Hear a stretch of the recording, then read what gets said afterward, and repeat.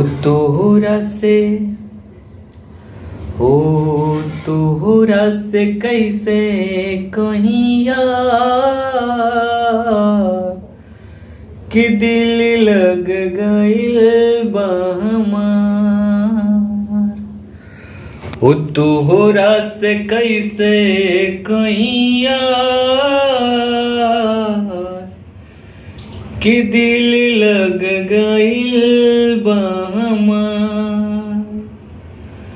जान करे दा दिलरुबा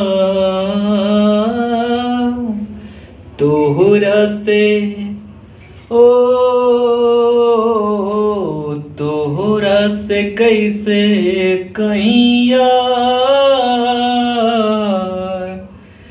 कि दिल लग गइल बा हमार। ओ तोहरा से कैसे कहिया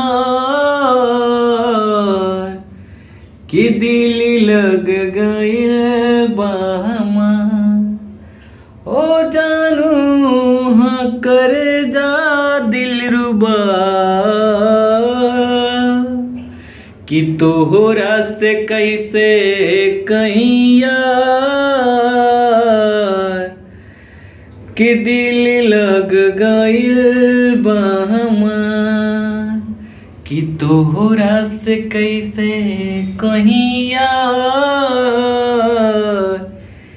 कि दिल लग गइल बा हमार।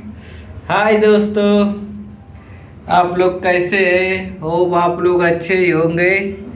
ये फ्रेंड मैं खुद गाया हूँ दोस्तों। आप लोग मेरे सॉन्ग को लाइक और शेयर और सब्सक्राइब करिए दोस्तों, मुझे सपोर्ट करिए। हाय।